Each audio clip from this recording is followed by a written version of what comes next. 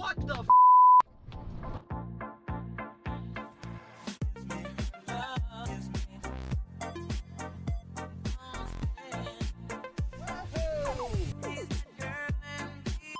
Alright, I'm here at Copart. Just bought this thing this morning. It was on my watch list, but never thought I'd actually win it, and for the price I did. So I'm gonna not really look at it too much right now. They're kind of doing me a favor. I got here late, missed my appointment, and they did me a solid and still brought me out the car. So I don't want to be obnoxious out here doing a YouTube video, so I just wanted to get a quick shot of her. All right, so it started pouring right after they brought the Jag out. It did start right up. It seems to run pretty well. It's got an airbag warning. Could be because of the damage in the front. I don't think you guys have seen yet, but wow, it started pouring here. I've been watching this storm coming, and I guess the storm was waiting for me. Even its mono wiper works. Oh, the AC is ice cold. So I kind of have gotten a look at this thing before the rain started. I couldn't help it. The paint is checked. I didn't realize these were lacquer in '96. So looking at the pictures on Copart, the paint looks beautiful. Unfortunately, it's checked. I think it's just it's a 10-footer car, you know? It still looks good, especially when it's clean. You won't see all the checking lines, because right now you can see them because there's like mildew in them. You can see it's running great, smooth as butter, no check engine light. Again, airbag warning light because probably a crash sensor in the front was tripped. It's a minor accident. I'll show you guys at my shop. Cold air, interior's in beautiful shape. These cars always had really nice interiors. Other thing I noticed, the super rare wheels on this, which is what made me want to buy this car. I didn't even know they were rare. Anthony told me they were rare at specialty motor cars, but I just thought they looked really good. I can't remember seeing one of these with those wheels. Tires are basically brand new all around. They don't match, doesn't matter, it's not an all-wheel drive, but it'd be nice if they did. But good years in the back, something else in the front. 21 Dayco in the front, 20 in the back, great tread. A little bit of pocket corrosion on the front wheels just from brake dust not being cleaned. Rear wheels are in better shape. That's really all I've seen. Again, I'm sitting in it, runs very nice. The inside's very presentable. I mean, you got some cracking in the wood, typical Florida car stuff, a little bit of sag in the headliner here and there, but still very presentable. Hopefully when I clean it up, the lacquer check won't show as much. If there's a color to have a lacquer check, it's white. You know, it doesn't really stand out as much as other colors, but yeah, you know, besides that, it looks good. Actually, the rain is seems to have passed. Just tell you real quick, I got this for a $375 winning bid on a pure sale, which I did not expect to get it this cheap. But here's our issue with the car. A little damage here on the grill inlay, or the headlight bezel, I should say. Bumper, fender. I don't think there's gonna be anything more than that. You can see that they kissed a little bit here, but the hood looks like it's perfectly fine and reusable. And those nice meaty tires all around. Epic Tour, and this should be a good year. All right, at least they match, two matching the rear, two in the front. So let me get her strapped down, guys, get out of here so they can close up. I'll take a better look at her at my shop.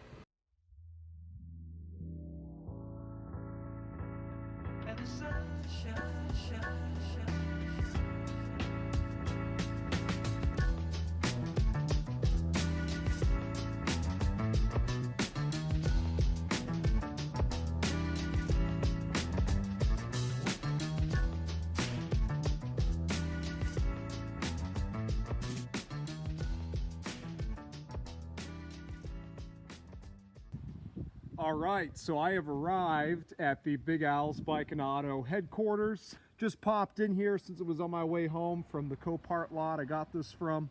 I wanted to show you guys underneath her. I just can't wait to clean this thing because while it does have its paint issues, again, they're hardly noticeable unless you're right up to the car. And I'm not even sure, actually the front clip, of course the fender after replaced looks beautiful. I don't really see any issues with the paint. So you gotta wonder if maybe some parts have been repainted over time. This door looks good, except you can see that, I wonder, is it lacquer? I mean, to me that's lacquer, like checking. You guys tell me, I'm not an expert at paint. What I can tell you is, No paint issue, paint issue. So you almost wonder again if some parts of this car have been repainted in the past. If that's the case, they sure did a hell of a job. You see from a few feet away, even if I get much closer, you really don't notice it. And I don't think it's just because the car is wet, but maybe. We'll see how it looks when it's dry. I haven't seen that yet. It's been raining ever since I got it. So the trunk, same issues with the paint. Badges look pretty good for a car that was clearly outside. Still have a nice green color to them. I know on the Land Rovers, for example, if you leave them outside, the badges lose the green color. And you can see the rear bumper. I mean, the paint's coming off that too. There was some touch-up done down here at some point. That's not a big deal. I can just get a little rattle can of color match white paint. This is almost like an appliance white. You know, it's not like a special metallic or pearl, because you look at my Escalade over here, and that's a pearl white, and you can see the difference. Then again, it's dirty, as is this, but this is much more of a traditional white, which in this case, where it needs paint work in the future or now or whatever, I definitely am not mad about that. Okay, what happened to our antenna? Antenna just decided to peace out. Maybe someone took it out to fix it and never did. And now, of course, Mother Nature's been getting into the trunk, I'm sure. That's great. Have to take care of that. It doesn't look too bad, huh? But I'm starting to see a paint difference here once again. Yeah. You'll notice, no checking, no checking, checking. So I don't think this is this car's first accident, or again, maybe the checking started on certain panels, they repainted them, and then you know, the other panels went soon after. I will tell you, whoever painted this did a wonderful job. Oh, look at this even. You can see the pinstripe difference. Couldn't see any of this in the pictures on Copart. Don't really care too much. Again, I think she's still very presentable. I'll take a look when I have this car off the trailer, so I don't whack the doors, and see if there's any obvious evidence of a previous accident that was repaired. I didn't even run a Carfax on this. It just happened so fast. I was bidding on other cars today. Did not expect to win this. I actually was much more confident in the other cars. I thought I was going to win those. I didn't.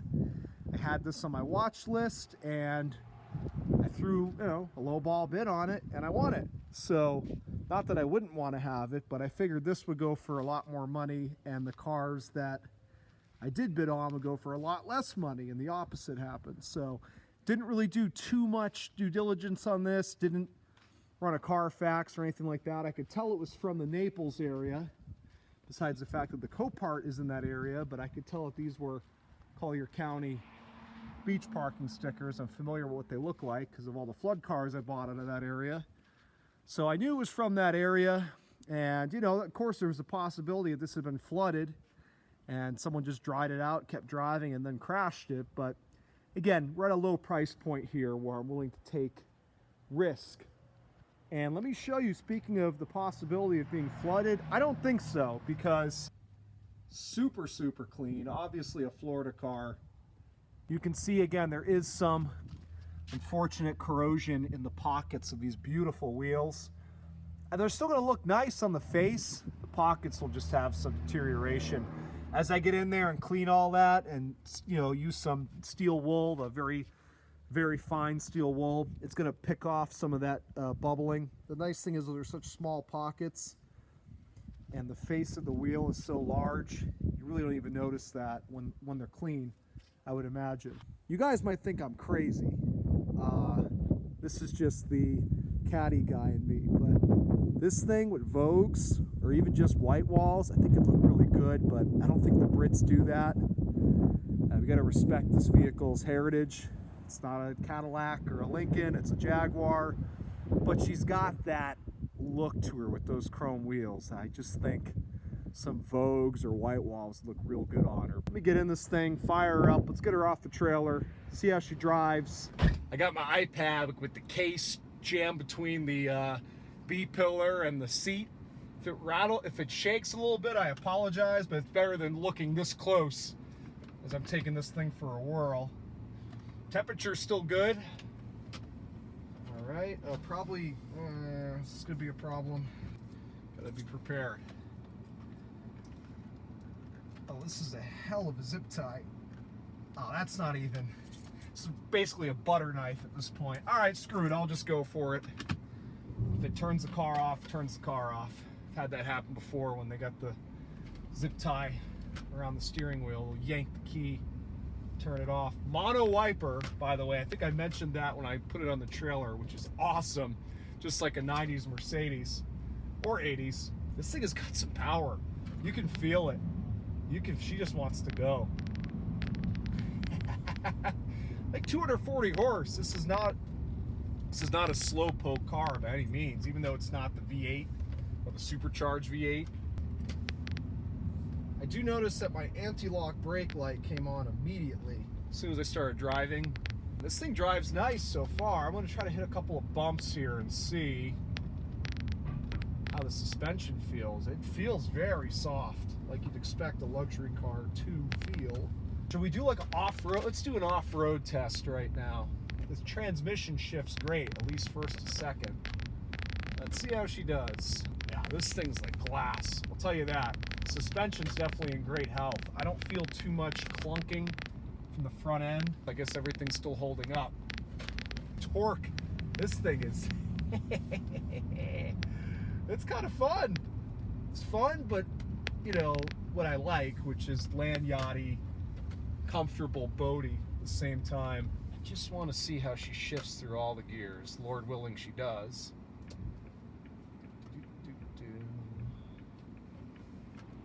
Ultima there, glad he's gone. So first to second, second to third. So far so good. I don't know how many speeds you are. Looks like a 4-speed overdrive, 3-speed overdrive. Yeah, I mean that's 75 and it's at like 2,500 RPM. It seems about right for an inline 6. So went through all the gears. It's so smooth I didn't even notice the last couple of shifts. But I'm assuming it did, or we'd be screaming right now. Feels good, suspension feels good, car stays straight, car tracks straight. What more can you ask for 600 bucks, right? Get on her a little bit more. I don't want to get too abusive on her. It's definitely got enough power, even in modern times, to keep up with modern traffic, to merge on the highway. It's got it for sure. You see my lights work. The switches are crazy. Yep, I see them, the ones that aren't broken. Fog lights, is that what that is? Yeah, I see a fog light. I'm looking in the reflection of the building. Let's just see something. All right. She kept her composure. She didn't do any spinning, but nice little launch. Cruise control. Look at this. This is like, I don't even know if you guys can see what I'm pointing at. This is like down here, except here. Let's take the camera in. Super 80s General Motors, or I would even say GM. A lot of the Japanese 80s cars have these crazy little pods sticking out of the dash with the flick switches instead of knobs. Pretty cool. Definitely something that I like. And look at our values, all still look good here. Oil pressure, temp. Temp hasn't moved an inch from that spot since you got up to temp. And it's smooth as glass. Not just the way it drives, the way it rides, the way it runs. I like that it has a home link set up. Did they give 4 buttons? I don't think I've ever even seen that before. That's very generous. I like that. Map lights. Should we test the sunroof? I hate to do it and have a problem and it starts raining on the way home, but I'm curious.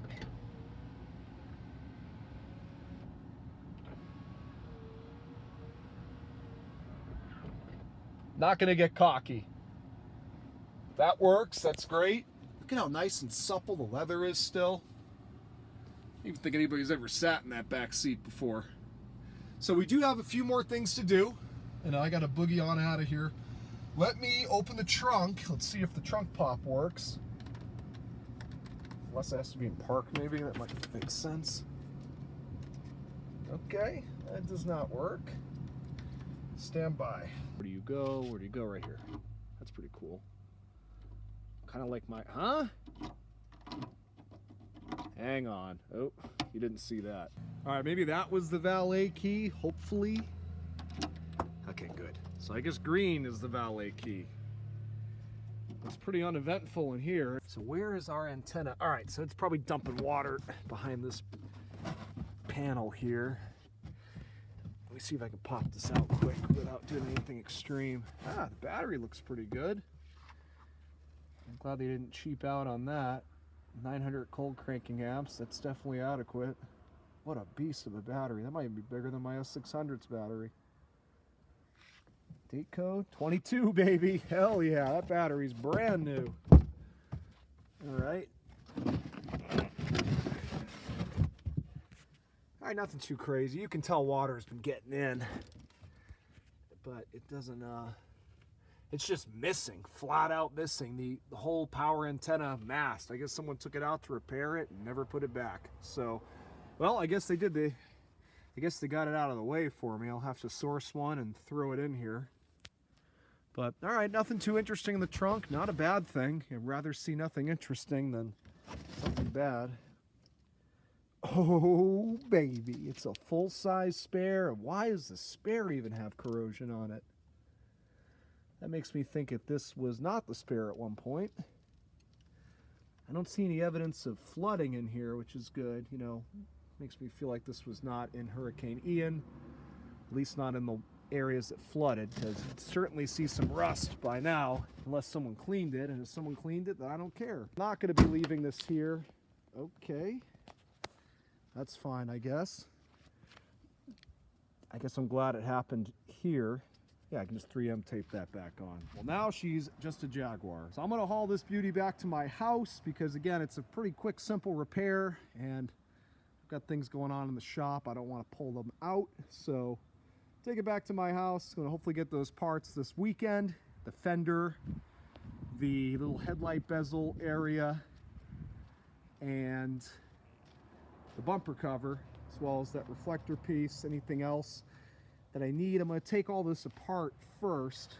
That way I'll know exactly what I need. I'm going to need a couple little mounting pieces, or, you know, just under the bumper cover pieces that got damaged in this hit. It's an interesting hit. I can't tell exactly what happened. It looks like almost there's some rubber there, as if a tire hit it.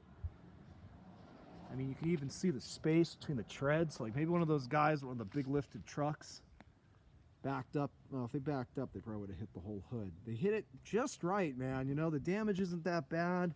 Probably needs some headlight mounting plastic, because that headlight's kind of got a droopy eye now. But the hood, which has good paint, fortunately, is, as far as I can tell, it's not damaged at all. I got a little kiss of paint there on the corner, but that's great that I can reuse the hood. I wasn't sure if I'd be able to from the pictures. And I'm glad that this little bezel piece is just a bezel right around the headlights. I wasn't sure if it ran behind the grill or something, or the grill was part of it. So again, that makes that easier.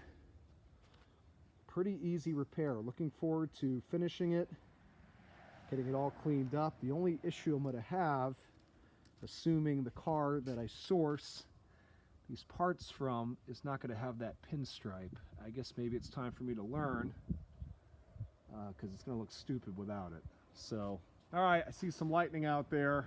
Let me get this thing loaded back up, get on the road. This is part one of the XJ6. Again, a 1996 with the 4-liter, 80,000 miles, rust-free car. Besides this little boo-boo on the front. Runs great, drives great. Some paint issues, but again, you can see, still very much presentable. So, thanks for watching, guys. Keep an eye out for part 2.